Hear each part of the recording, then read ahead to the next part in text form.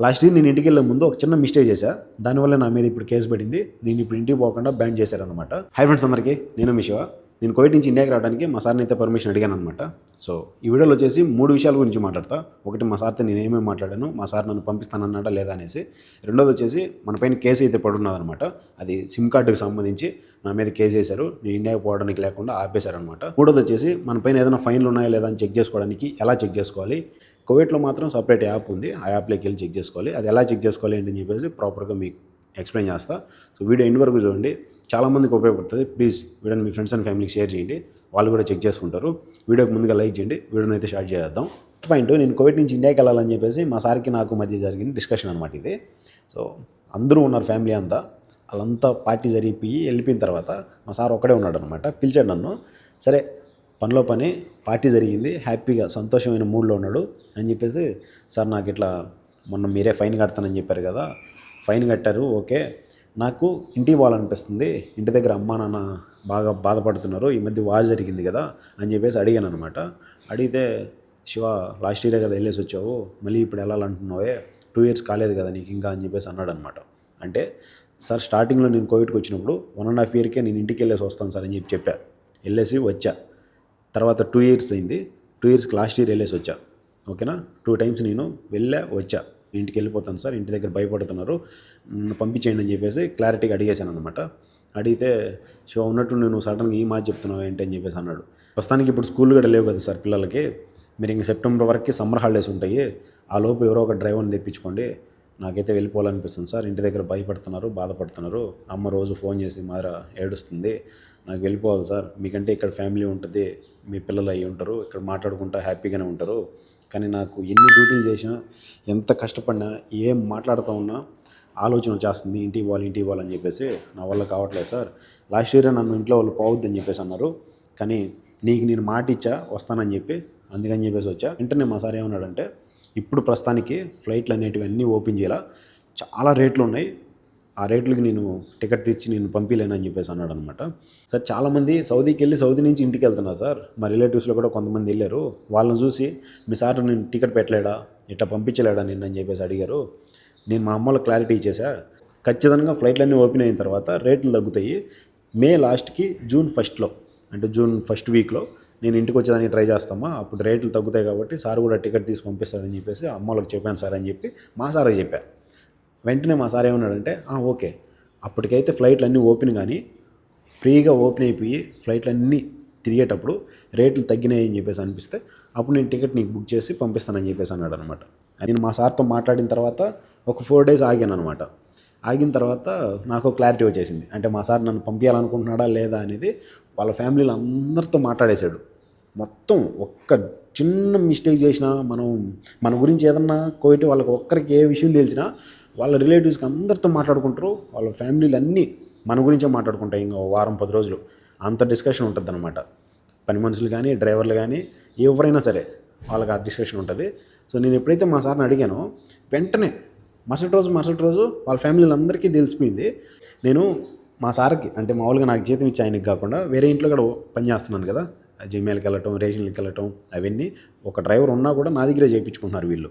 4 సంవత్సరాల నుంచి నేను వెళ్తూ ఊడిగం చేస్తున్నాను. జీతం ఇచ్చేది, పని చెప్పేది, స్కూల్ డ్యూటీలు, ఆఫీస్ డ్యూటీలు అన్నీ ఒకటివి.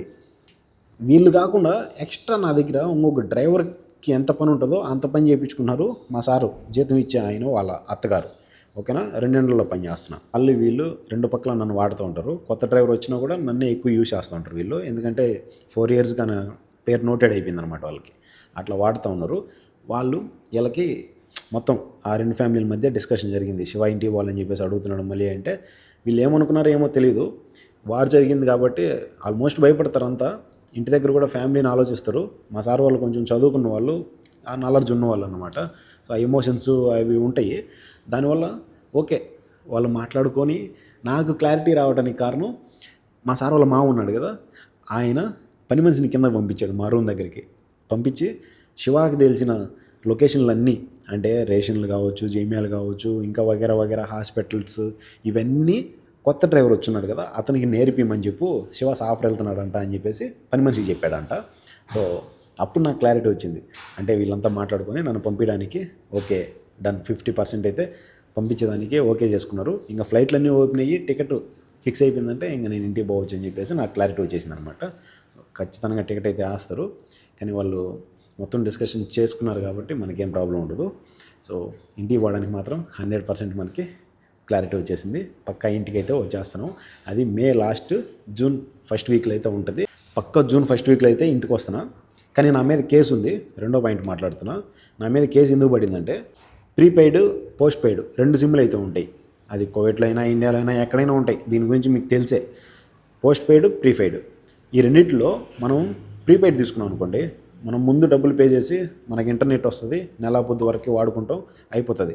అదే పోస్ట్ పెయిడ్ తీసుకున్నాం అనుకోండి, మనం నెల రోజులంతా వాడి మంత్ ఎండింగ్లో మనకి ఎంతైతే మనం యూస్ చేస్తామో అంత బిల్లు పే చేయాలన్నమాట. లాస్ట్ ఇయర్ నేను ఇంటికి వెళ్ళే ముందు ఒక చిన్న మిస్టేక్ చేశా. దానివల్ల నా మీద ఇప్పుడు కేసు పడింది. నేను ఇప్పుడు ఇంటికి పోకుండా బ్యాన్ చేశారనమాట. సో నేను ఇబ్బంది పడ్డాను కాబట్టి నాలాంటి వాళ్ళు ఎవరైనా సరే ఇబ్బంది పడకూడదని చెప్పి లాస్ట్ ఇయర్ నేను ఇండియాకి వెళ్ళే ముందు కాడ నేను నా రూమ్మేట్, అంటే పాత రూమ్లో ఉన్నాం కాబట్టి కొత్త ఇంటికి రాకముందు ఆ రూమ్మేట్ రాయచోట అతను నేను కలిసి ఒకరోజు నైటు వేరే ఏజెంట్ వచ్చాడు మా దగ్గరికి. మన సివిల్ ఐడి ఇచ్చామంటే మనకు సిమ్ కార్డు ఇస్తాము, మీరు నెలంతా ఎంత జీబీ అయినా వాడుకోండి, ఆ తర్వాత డబ్బులు పే చేయండి, 5 దినార్లే వస్తుంది, మీరు ఎంత జీబీ వాడుకున్నా సరే అన్లిమిటెడ్ అని చెప్పి మాకైతే సిమ్లు ఇచ్చాడు. ఈ వీడియో సపోర్ట్ చేయడానికి వాటికి వీటికి నెట్ అనేది సరిపోకుండా ఉంది ఇంతకుముందు. సో మనకు అన్లిమిటెడ్ నెట్ వస్తుంది కదా అని చెప్పేసి ఇద్దరం కలిసి నా పేరు మీదే సిమ్ అయితే తీసుకున్నాను అనమాట. అతను ఒకటి నేను ఒకటి. అతను మాత్రం నెల కడతా వచ్చాడు. నేను ఎప్పుడైతే తీసుకున్నానో ఫస్ట్ నెల కట్టా, సెకండ్ నెల నేను ఇండియాకి వెళ్ళిపోయిన తర్వాత నా సిమ్ అది మిస్ అయిపోయింది. ఇండియాలో కువైట్కి వచ్చా 3 months గడిచిపోయింది, ఇండియాలో 2 months, అంతా 5 months అయిపోయింది. నన్ను కాంటాక్ట్ అవ్వడానికి ఎన్నో రకాలుగా వాళ్ళు ట్రై చేశారంట, నన్ను కాంటాక్ట్ అవ్వలేకపోయారు. నా సివిల్ ఐడి ప్రూఫ్ ఇచ్చి మొత్తం డీటెయిల్స్ అయితే ఇచ్చున్నాను కాబట్టి నేను కువైట్కి వచ్చిన తర్వాత వాళ్ళు నేను ఏదైతే వేరే సిమ్ కొనుక్కున్నానో ఆ సిమ్ కాంటాక్ట్ అయ్యారనమాట. 2-3 సార్లు ఫోన్ చేశారు, మెసేజ్ చేశారు, ఎవరు ఏంటని చెప్పేసి అడిగితే మరి మీరు శివప్రసాద్ అని చెప్పేసి అడిగాడు అనమాట. అవునని చెప్పా. మీరు తీసుకున్న పోస్ట్ పెయిడ్ సిమ్ము ఇప్పుడు మీకు బిల్లు పడి ఉన్నది 5 దినార్ల లెక్కన 25 దినార్లు మీరు డబ్బులు కడితేనే మీరు ఇండియాకి వెళ్తారు, లేకపోతే మీ మీద కేసు చేస్తున్నాము, మీరు ఇండియాకి వెళ్ళడానికి లేదు, మిమ్మల్ని బ్యాన్ చేసాము, అండ్ మీ శాలరీలు కూడా అయిపోతాయి, అంటే మన కంపెనీ ద్వారా కానీ ఇట్లా ఆన్లైన్ ద్వారా వచ్చే శాలరీలు అయిపోతాయి అని చెప్పేసి మనకైతే స్టేట్మెంట్ పాస్ చేశారనమాట. ఆ స్టేట్మెంట్ మీకు ఇక్కడ చూపిస్తా చూడండి. మీతో కుదుర్చుకున్న ఒప్పందాలు అంగీకరించిన ప్రకారం మా క్లయింట్ అయిన కువైట్ టెలివిజన్ కంపెనీ మీరు చెల్లించవలసిన మొత్తాలు ఇప్పటివరకు మాకు అందలేదని మీకు తెలియజేస్తున్నాము. బకాయి ఉన్నప్పుడు చెల్లించమని మిమ్మల్ని కోరుతూ వివిధ మార్గాల ద్వారా పదే పంపిణీ విజ్ఞప్తులు మీరు స్పందించినందుకు మీ ప్రయాణ నిషేధం మరియు జీతం నిలిపివేయ వంటి చట్టపరమైన చర్యలు ఆపడానికి బకాయి ఉన్న మొత్తాలు తర్వాత చెల్లించాలని మేము మీకు తెలియజేస్తున్నాము అని చెప్పి క్లారిటీగా చెప్పారనమాట. మెసేజ్ చేస్తూ ఉంటే నేను రెస్పాండ్ అవ్వట్లేదు, నాకు జీతం లేదు, జీతం వచ్చిన తర్వాత కడతానని చెప్పానని పదే రోజు మార్చి రోజు నాకైతే మెసేజ్ చేస్తూ వచ్చారనమాట. ఇదే లాస్ట్ ఫైనల్ వార్నింగ్ అని చెప్పేసి. మా ప్రియమైన ఖాతాదారులారా, కంపెనీ అనుకూలంగా మీపై ఒక తీర్పు అమలు చేయబడింది మరియు మీ ప్రయాణ నిషేధం, జీతం reservation, bank reservation, car reservation, ఆస్తి రిజర్వేషన్ మొదలైనవి ఏమైనా సరే, అది కువైట్ వాళ్ళకైనా సరే, బయట దేశాల వాళ్ళకైనా సరే, ఒకవేళ మన పైన ఏదైనా రిజిస్ట్రేషన్లు ఉంటే అవన్నీ ఆపేస్తామని చెప్పేసి క్లారిటీగా ఇచ్చారనమాట. దయచేసి మీరు చెల్లించవలసిన మొత్తాన్ని కంపెనీ శాఖల నుండి, అంటే మనం ఆ కంపెనీ ఏదైతే సిమ్ కార్డుకి సంబంధించిన కంపెనీ ఉందో అది ఎక్కడైనా సరే కువైట్లో యాడ్ ఉన్నా ఆ కంపెనీ దగ్గరికి వెళ్ళేసి మనం మన సివిల్ ఐడి ఇచ్చామంటే మొత్తం డబ్బులు అయితే కట్టచ్చు అనమాట. నేనైతే అమౌంట్ కూడా కట్టేసా. అది ఏంటని చెప్పేసి మీకు చూపిద్దాం అనుకున్నా. చూపిస్తే నేను దాని గురించి మాత్రమే ప్రత్యేకంగా మాట్లాడుతున్నట్టు అనిపిస్తుంది. అది ఏం కంపెనీ ఏంటని చెప్పేసి, అందుకని మీకు చూపించట్లా. నేను 25 దినార్ల అమౌంట్ కట్టి ఇప్పుడు మా సార్కి టికెట్కి సంబంధించి బుక్ చేసుకోమని చెప్పి క్లారిటీ ఇచ్చేసాను అనమాట. దయచేసి చెప్తున్నా, పోస్ట్ పెయిడ్ ప్రీపెయిడ్ 2 ఉంటాయి. పోస్ట్ పెయిడ్ వచ్చేసి మనం నెలంతా వాడుకున్న తర్వాత బిల్ వస్తుంది, డబ్బులు అయితే పే చేయాలి. అది మీరు పే చేయకపోయినా చేసినా కంటిన్యూగా ఎన్ని నెలలు మీరు దాన్ని వాడుతూ ఉంటే అన్ని నెలలు అమౌంట్ అనేది యాడ్ అయిపోతూ ఉంటుంది అనమాట. మీరు ఇండియాకి వెళ్ళాలంటే మాత్రం ఒకవేళ కట్టకుండా వెళ్ళిపోతే పక్కా దానికి మీరు పే చేయాల్సి వస్తుంది. ఎయిర్పోర్ట్లో ఆపేస్తారు, మీ మీద కేసు అయితే పడుతుంది. అదే మనం ప్రీపెయిడ్ తీసుకున్నామంటే నెల పొద్దు మనకు కావాలంటే రీఛార్జ్ చేసుకుంటాం, లేకపోతే ఆపేసుకుంటాం, మన ఇష్టం అది. దాన్ని మాత్రం మనం ఆపలేము. పోస్ట్ పెయిడ్కి ప్రీపెయిడ్కి తేడా ఇది. పోస్ట్ పెయిడ్ తీసుకొని ఇబ్బంది పడకాకండి, నెట్ ఫ్రీగా వస్తుంది కదా అని చెప్పేసి ఆశపడి పోయి దాంట్లో దూకాకండి. మనం ఏదైనా మర్చిపోయి డబ్బులు పే చేయకపోయినామంటే మాత్రం పక్కా మనల్ని ఇండియా పనికుండా ఆపేస్తారనమాట. సో దీనివల్ల చాలామంది ఇబ్బంది పడుతున్నారు. జాగ్రత్తగా ఉంటారని చెప్పేసి మనస్ఫూర్తిగా కోరుకుంటున్నా. నా మీద ప్రయాణ నిషేధం ఇవన్నీ వేసానని చెప్పేసరికి నేను భయపడి ఒకవేళ మా సార్ టికెట్ బుక్ చేసిన తర్వాత ఎక్కడ పోనీయకుండా ఆపేస్తారో అని చెప్పి పోయి డబ్బులు అయితే కట్టేశా. నాకు దగ్గరలో ఉన్న ఆఫీస్ దగ్గరికి వెళ్ళి దయచేసి చెప్తున్నా జాగ్రత్తగా ఉండండి. మూడోది వచ్చేసి మన పైన ఏదైనా బ్యాండ్లు ఉన్నాయా, అదే ఇలాంటి ఫైన్లు ఏమైనా ఉన్నాయా, పోలీస్ ఫైన్లు ఏమైనా ఉన్నాయా, ఏదైనా ఫైన్లు పడినవి మనం కట్టకుండా ఉంటే ఇండియా పోయేదానికి లేదనమాట. పోలీస్ ఫైన్లు అయినా పడి ఉంటే ఖచ్చితంగా ఎయిర్పోర్ట్లో ఆపేస్తారు. అవి మనం ఎలా చెక్ చేసుకోవాలి ఏంటని చెప్పేసి మీకు క్లారిటీగా సైట్ చూపిస్తా. మన దగ్గర ఉండే సాయి ల్యాబ్ ఓపెన్ చేసి ఇక్కడ సర్వీసెస్లో పక్కనే సెకండ్ ఆప్షన్ ప్రొఫైల్ పక్కన సర్వీసెస్ అని ఉంటుంది. సర్వీసెస్లో లాస్ట్లోకి వెళ్ళామంటే మినిస్ట్రీ ఆఫ్ జస్టిస్ అని ఉంటుంది. దాంట్లోకి వెళ్ళి ఎంక్వైరీ సర్వీసెస్ అని ఉంటుంది. దాంట్లోకి వెళ్ళి అంటే ట్రావెల్ బ్యాన్ ఆర్డర్స్ అని కొట్టామంటే ఇక్కడ యూ డూ నాట్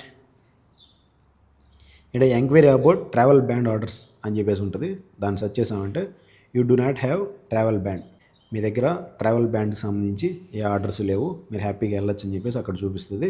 ఒకవేళ ఏదన్నా ఉన్నాయంటే అక్కడే చూపిస్తుంది మీ పైన ట్రావెల్ బ్యాన్ ఉంది, మీరు వెళ్ళటానికి కుదరదని చెప్పేసి. సో అది చెక్ చేసుకోండి. మనం ఇండియాకి రావడానికి పర్మిషన్ వచ్చేసింది, మన పైన ఉండే కేసు క్లోజ్ అయిపోయింది. ఆ తర్వాత ఇప్పుడు ఫైన్ ఏదన్నా ఉన్నాయా లేదా, మనం ఇండియాకి వెళ్ళొచ్చా లేదా అని చెప్పి చెక్ చేసా. అది కూడా మన పైన క్లారిటీగా ఉంది. 20 దినాల ఫైన్ మాత్రం మా సార్ కడతానన్నాడు, అది కూడా క్లారిటీ ఉందన్నమాట. చూసారు కదా, ఈ వీడియోని ఖచ్చితంగా మీ ఫ్రెండ్స్ అండ్ ఫ్యామిలీ షేర్ చేయండి. వాళ్ళు తెలుసుకుంటారు ఈ ఫైన్ల గురించి, వీటి గురించి. పోస్ట్ పెయిడ్, ప్రీపెయిడ్ ఈ 2 సిమ్ముల దగ్గర జాగ్రత్త అండ్ ఫైనల్ దగ్గర జాగ్రత్త. నేను చెప్పిన ఇన్ఫర్మేషన్ మీకు వర్త్ అనిపిస్తే ఖచ్చితంగా కామెంట్ చేయండి. ఈ వీడియోని మీ ఫ్రెండ్స్ అండ్ ఫ్యామిలీకి షేర్ చేయండి. గల్ఫ్ దేశాల్లో ఉన్న వాళ్ళకి ఉపయోగపడుతుంది. ప్లీజ్ వీడియోకి లైక్ చేయండి. Thank you for watching. Love you all. ఉంటా బాయ్. జై హింద్.